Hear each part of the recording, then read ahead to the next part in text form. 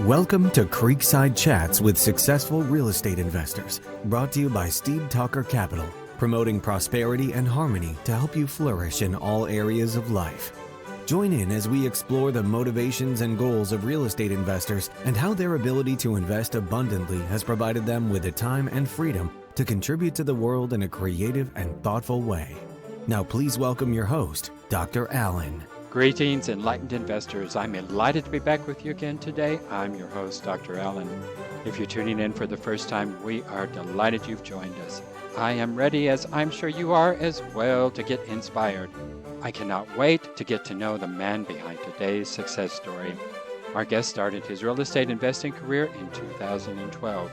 He founded his company on his passion for helping busy families achieve financial freedom through fantastic opportunities in commercial real estate investments. Prior to establishing his company, he provided management consulting services to several Fortune 100 companies across 3 continents while creating a portfolio of businesses that he scaled and exited, including an outsourcing company and a private lending firm.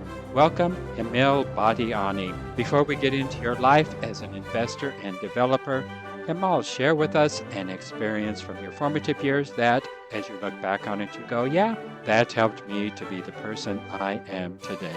Yeah, absolutely. I actually grew up in India the first part of my life and was lucky to live in a family with grandparents, not just parents, all together under one roof. And my grandfather was just a memorable man and a huge inspiration as I was growing up in my younger years. He was a man who had only studied till the 3rd grade, but knew 11 languages, 180 plus in IQ, had built a business from scratch. And by the time I was growing up, we owned a bunch of factories back in India. And his philosophy was just about broader exposure and a holistic perspective, and a lot of tolerance in terms of conversations and people who used to come to our house. At that time, he would invite a lot of poets, a lot of politicians, a lot of influencers, writers, and would just have hours of debates and conversations with them. So that I grew up in that environment of not leaving a thought,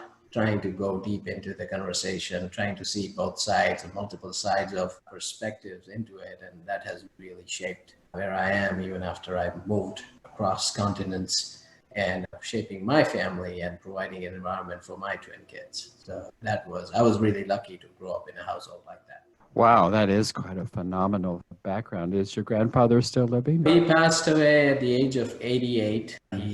Till the day he died, he went to the factories and the offices. That was his dream and baby and built up. And that he was a fantastic mind. So even just a month before he died, he would call me and discuss President Obama's macroeconomic policies with me. So it was pretty interesting. Yeah. Oh, wow. What a phenomenal blessing to have grown up with such a wide open perspective on the world that most of us don't have.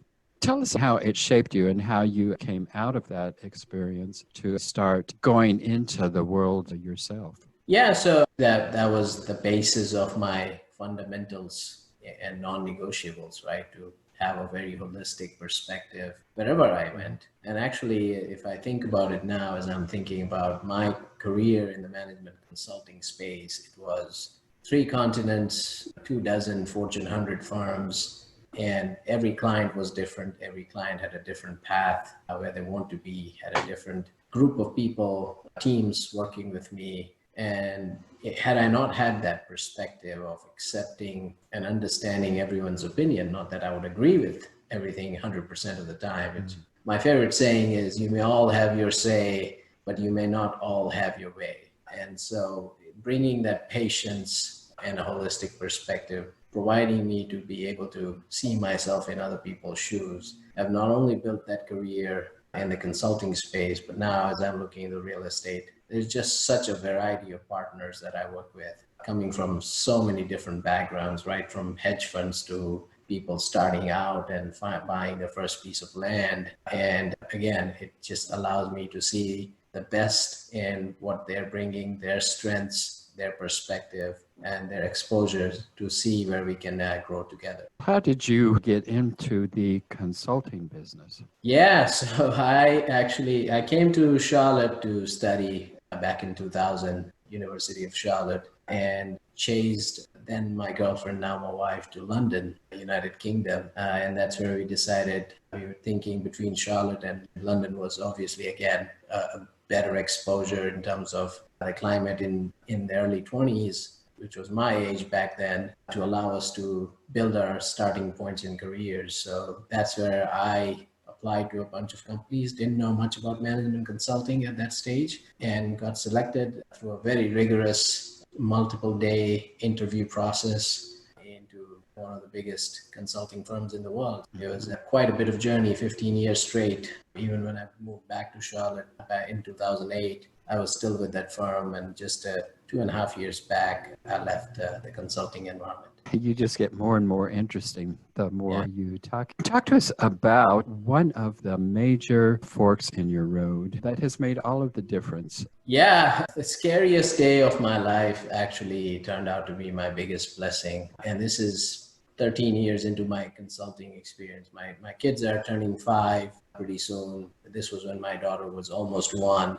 And I was up in Boston helping a Fortune 100 client in the consulting space. And one evening I get a phone call from my wife that my daughter has a skull fracture, less than a year old. So she's panicking. We're trying to get her to the hospital. My son is also, they're twins. So our son is less than a year old, trying to leverage friends. I'm not around. I'm all tears, trying to find a flight back from Boston down to Charlotte, and then reach there to the hospital in time. So it took a few hours to actually manage the logistics and physically be there with the family. And it was just scary. The thought of something happening to my dear child was just unbelievable, unfathomable at that stage.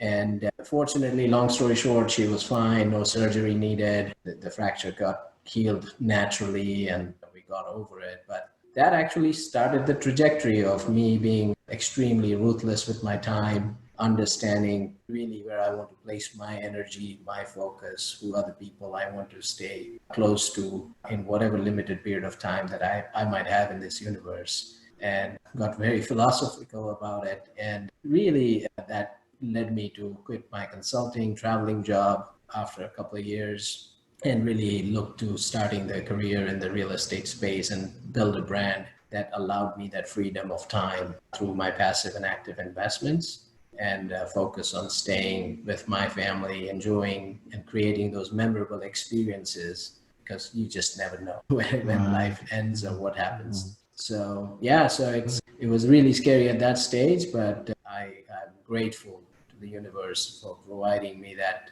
jolt. You either change through inspiration or desperation, and that jolt provided me a life-changing trajectory. Yeah, it's interesting. A lot of guests share the darkest moments in their lives. As they look back on it, they go, well, I'm thankful I had that experience because it has made so much difference in my life since that time. Interesting how life throws us these curveballs, and if we survive them, we often appreciate them for growing experiences. Enlightened investors, are you passionate about the work of your calling but have little time to develop a passive investment portfolio to secure your future? Even though you are blessed to work in your calling, would you like to have financial freedom to live more abundantly in all areas of life? If this is you, visit us at steedtalker.com. There you'll find free information on predictable, reliable, and passive real estate investing so you can develop financial independence for abundant living. While there, you can schedule a 30-minute phone call to talk with me about anything you'd like, or if you'd rather, send me an email at alan@steedtalker.com. I look forward to meeting and connecting with you.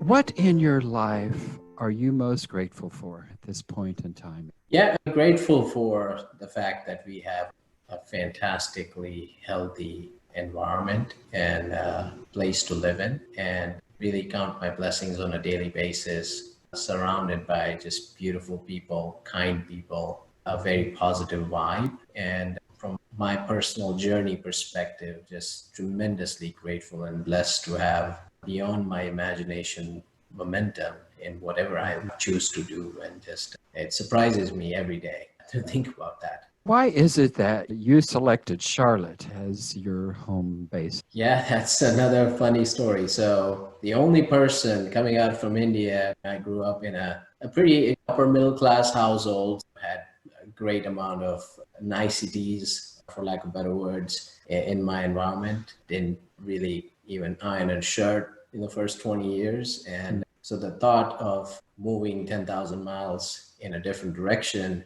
was extremely thrilling, but needed something to anchor me because I didn't know anyone in the United States. So there's a friend of mine who had moved to Charlotte a few years back, and he had a few uncles and some extended family here from my hometown. And so that was my anchor point. And so when I applied to universities, basically there was no selection. It was University of Charlotte. I didn't know anything else about Charlotte, North Carolina as such. And the funny thing about it is 2 months before I was supposed to travel here, the friend decided to move back to India.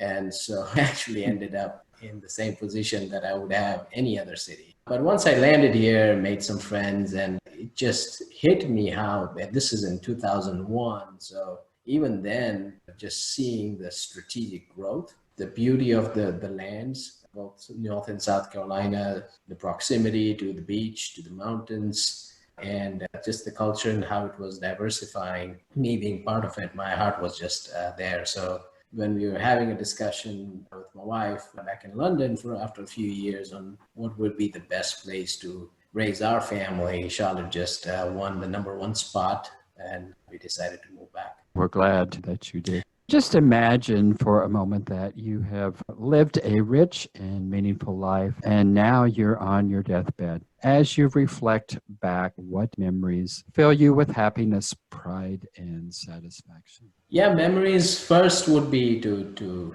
leave an impact. Everything to do with real estate brings us joy, and that just not includes building a business or a brand or acquisitions or management. It's about the number of lives that we impact. And even in terms of giving back from our perspective, our company is providing value for tax foreclosures, people losing their homes, etc., trying to save their homes. Because just home has such an emotional value, such a big anchor to anyone's life as they're putting in. Most of the times, that's the biggest asset that they might own or have for their family. And then on the climate side, I'm a big proponent on ensuring that we as an organism and energy within the universe can provide our value to the environment. So as we procure more and more land, making it sustainable, planting in more trees, again, anchor to my true calling of real estate, but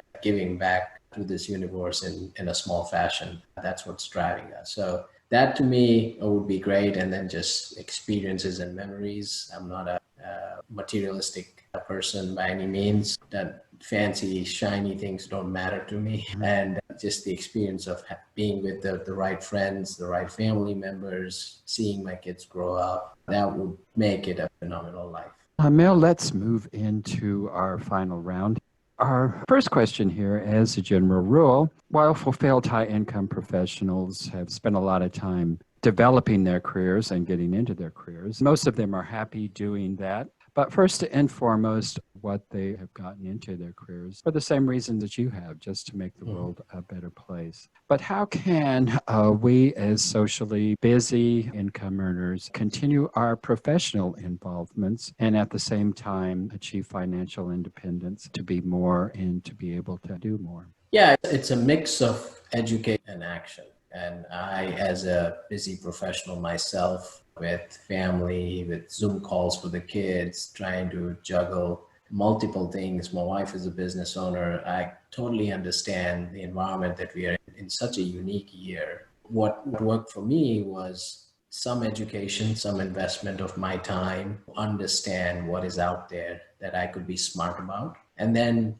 taking action. There's no other way out in terms of bringing some level of commitment, taking some level of action, hitching to one horse or two, and just enjoying that ride.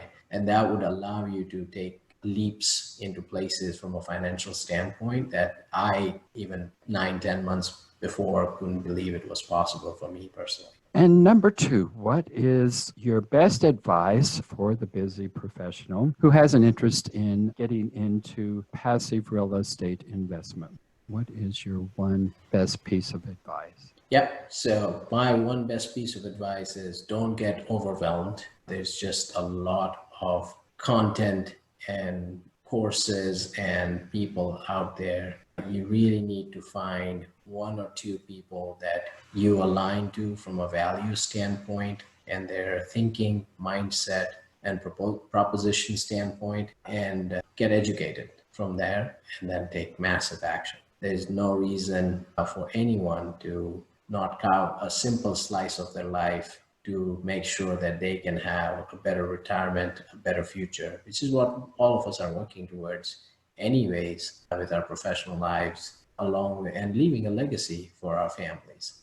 This stuff, if you look at the right mentorship and right education and take massive action, just a very straightforward process. And our last question, and you may have answered this already, but what are you doing as a successful real estate investor to make the world a better place? Yes, we are just starting, but our impact for Exponential Equity is going to be huge through helping families save their homes, helping this universe save trees, making sustainable and environmental decisions as we control more and are more and more vertically integrated in terms of our development, our assets that we acquire, etc. So we want to leave that footprint of being part of this world and doing things along with the world rather than trying to tame it and trying to dominate it. Can you share with us one example of how it is that you plan to help people keep their homes?